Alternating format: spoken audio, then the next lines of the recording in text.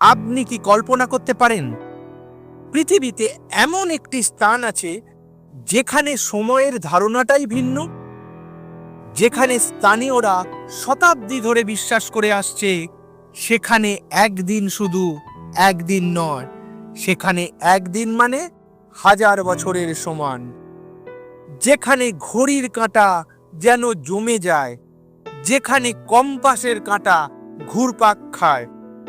আর যারা ফিরে এসেছেন তারা বলেছেন একটাই কথা, ওখানে সময় যেন আমাকে ভুলে গিয়েছিল। এই স্থানটির নাম কৈলাস পর্বত। হিন্দু পুরাণে যা মহাদেবের ধ্যানস্থল, বৌদ্ধ ধর্মে যাকে তারা মেরু পর্বত বলে, জৈন ও বন ধর্মেও যার পবিত্রতা অপরিসীম। কিন্তু প্রশ্নটা আজও অনঅ্যান্সার। এটা কি শুধুই বিশ্বাস ও পৌরাণিক কাহিনী, নাকি সত্যি সেখানে সময় আলাদা গতিতে চলে? ভিডিওটা শেষ পর্যন্ত দেখুন, কারণ শেষের দিকে আমি একটি বৈজ্ঞানিক তত্ত্ব নিয়ে আসব যা শুনে আপনার ধারণা বদলে যেতে পারে। তাই সবাইকে অনুরোধ, ভিডিওটা শেষ পর্যন্ত দেখবেন এবং ভিডিওটা ভালো লাগলে একটা লাইক করে দেবেন আর মিথিক বাংলা চ্যানেলকে সাবস্ক্রাইব করে দেবেন। চলুন শুরু করি আজকের কাহিনী। কৈলাস পর্বত, সত্যিই কি সময় সেখানে থেমে যায়? কৈলাস আসলে কোথায়? এটি অবস্থিত তিব্বতের গাংডিনসে পর্বতশ্রেণীতে। উচ্চতা প্রায় 6638 মিটার। কিন্তু আশ্চর্যের বিষয়, আজও কোনো মানুষ কৈলাসের চূড়ায় পা রাখেনি। আনুষ্ঠানিকভাবে আরোহণ নিষিদ্ধ, ধর্মীয় কারণে এবং স্থানীয় সরকারের নিয়মে। স্থানীয় তিব্বতী ও হিন্দু বিশ্বাস অনুযায়ী এটি কোনো সাধারণ পর্বত নয়, এটি স্বয়ং শিবের ধ্যানমগ্ন অবস্থান। 4টি পবিত্র নদীর উৎস থেকে এই কৈলাস পর্বত শুরু: সিন্ধু, ব্রহ্মপুত্র, কর্ণালী ও সুতলেজ। চারদিকে প্রাণের প্রবাহ, কিন্তু মাঝখানে একটি রহস্যময় অটুট শূন্যতা। বিজ্ঞানও স্বীকার করে এটি একটি জিওলজিক্যাল ও হাইড্রোলজিক্যাল অ্যানোমালি। এখন প্রশ্ন, পুরাণ কি বলে? বিষ্ণু পুরাণে উল্লেখ আছে দেবতাদের একদিন মানে মানুষের 1 বছরের সমান। ভাগবত পুরাণে বলা হয়েছে দেবলোকে একদিন পৃথিবীর 1000 বছরের সমান।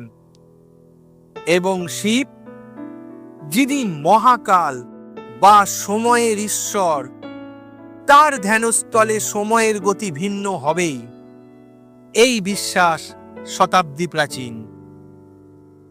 বহু যোগী ও তপস্বী দাবি করেছেন তারা কৈলাসে কয়েকদিন ধ্যান করলেও নিচে নেমে দেখেন কয়েক বছর পেরিয়ে গেছে। প্রশ্ন হচ্ছে, এটা কি মিথ, নাকি গভীর ধ্যানের মধ্যে মানুষের সময়ের অনুভূতিটাই বদলে যায়? আধুনিক বিজ্ঞান কি বলে? এখন আসি বিজ্ঞানের দৃষ্টিভঙ্গিতে। আইনস্টাইনের আপেক্ষিকতা তত্ত্ব অনুযায়ী সময় সম্পূর্ণ আপেক্ষিক। গ্র্যাভিটি যেখানে যত বেশি, সময় সেখানে তত ধীরে চলে। যেমন ব্ল্যাক হোলের কাছে সময় প্রায় স্থির। তাহলে কি কৈলাস এমন কোনো গ্র্যাভিটেশনাল বা ম্যাগনেটিক অ্যানোমালির জোন? হ্যাঁ, কৈলাস অঞ্চলে কম্পাস কাজ করে না, জিপিএস গোলমাল করে, পাইলটরাও এই রুট এড়িয়ে চলেন।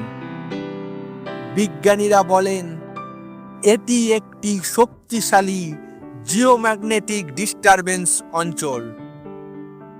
আর মানুষের মস্তিষ্ক গভীর ধ্যান বা ফ্লো স্টেটে গেলে সময়ের অনুভূতি সংকুচিত বা প্রসারিত হয়ে যায়। যোগীরা সমাধি অবস্থায় থাকলে তাদের জন্য কয়েক মিনিট যেন কয়েক ঘন্টার সমান। অনেক অভিযাত্রীর রিপোর্টে বলা হয়েছে কৈলাসে ক্যামেরা কাজ করেনি, ব্যাটারি হঠাৎ ডেড, ছবি বিকৃত। একটি অনাধিকারী সোভিয়েত রিপোর্ট দাবি করে কৈলাস আসলে একটি প্রাকৃতিক পিরামিড এবং পিরামিডের মতো আকৃতি শক্তি সঞ্চয় ও বিকিরণ করতে পারেন। চীনা সরকারের কঠোর নিষেধাজ্ঞা, নাসার অনুরোধ ও নাকচ, এত কিছুর নিষেধাজ্ঞার পরেও কিছু না কিছু তো কারণ আছে। যদি কিছুই না থাকে তাহলে এত গোপনীয়তা কেন? এখন আসুন মিলিয়ে দেখি। পুরাণ হয়তো বৈজ্ঞানিক ভাষা জানতো না, কিন্তু সত্য জানতো।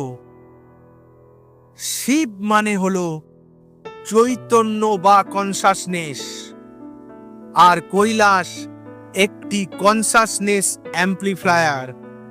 আর সময় সেটা মনেরই একটি নির্মাণ, সেখানে যেখানে চেতনা পরিবর্তিত হয় সময়ের গতিও বদলে যায়। তাহলে কৈলাসে কি সত্যিই সময় ধীরে চলে?